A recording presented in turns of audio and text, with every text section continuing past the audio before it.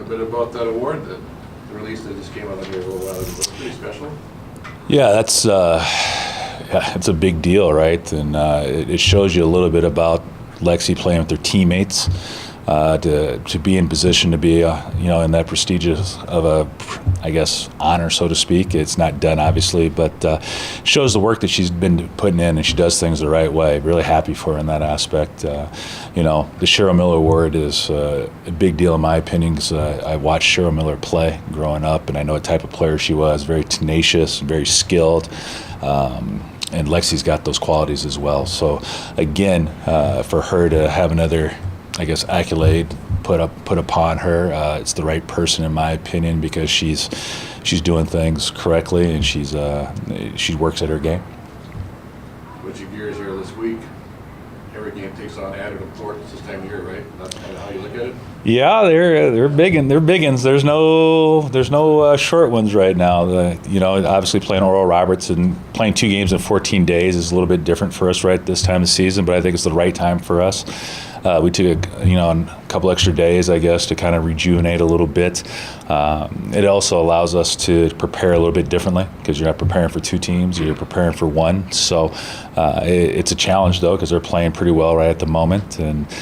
But again, in the Summit League, every game's a big one.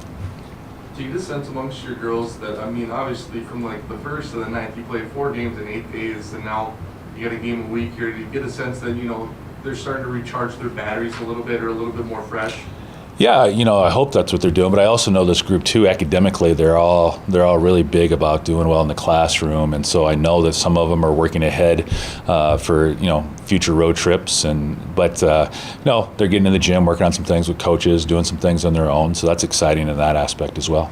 Getting a little bit more practice time, then is there certain things you try to emphasize within the team? Yeah, well, I got to be careful as a coach not to stay too long on the floor, right? Because as they rejuvenate, if you stay out there too long, right now our practices are probably roughly anywhere from an hour and a half to an hour 45.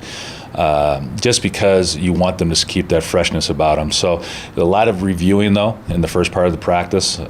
Just be truthful, we go over our concepts offensively and defensively, and then turn around and then work on a couple skill sets, then get up and down a little bit and try to get them out with some shooting. Regarding the Summit, having South Dakota ranked in this first year in the league, what's that do for the league when you have a team ranked in the top 25? It does a lot. It tells you a little bit, too.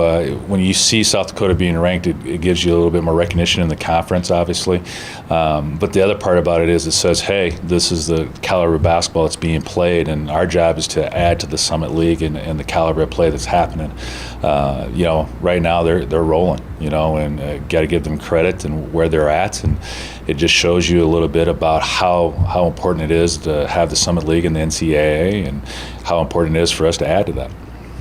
At this time of the year, do you find yourself scoreboard watching a little bit more and kind of checking to see what's going on more than you would at the beginning of the conference season? To be truthful, I scoreboard watch pretty much all year long. I get good help from, obviously, our SIDs, Mitch Wigness and Matt Shear. They do a great job of keeping me in the loop on that stuff if I miss something.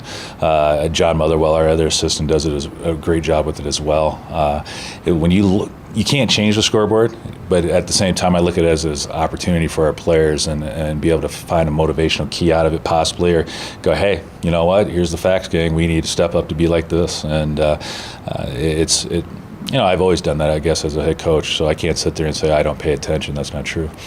When you look at the standings right now, you got your 2 games clear of the team behind you.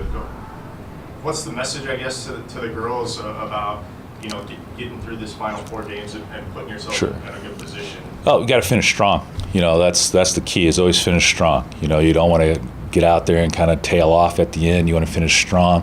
I thought we struggled with that a couple of times last couple of years of not finishing strong. And that's been the message all along, is to finish high as we can. Right, and do what you need to do, and do it the right way. And this group is getting better slowly, and I'm proud of how their perseverance to get better and have success. It's a long road. I know as a player, a former player, and as a coach, you want that quick, instant gratification. But this group understands that we got to play our best basketball down the stretch, and you get to the Summit League tournament. Right, if we're fortunate enough to do that, it's a 3-game tournament for us. That's how we got to look at it, and we got to keep progressing. Lexi's the only mid-major player in that Cheryl Miller Award. kind of pride do you feel as a coach, something like that? I'm proud of her. You know, she's the one that's putting the work in. You know, and it says that we develop our players. You know, we just don't throw them out there and play. We work on things with them. It says that we're trying to get them to become the best that they want to be. And that tells you a little bit about her and what she wants to be. And she's always, to me, in the recruiting process, she's always exemplified that ability. I don't know if she knew that about herself, but truthfully, you could see that skill set in her a little bit. Even in high school, she had the ability to bring the ball up the floor. You could see it facing the hoop was a natural thing for her. You know, and again, to be a part of that group of people, that, you know, that's a tremendous group right there. You know, and for Lexi to be able to do that, and you know, that's her hard work. You know, and her putting the time in. Her basketball IQ is a big thing to it as well.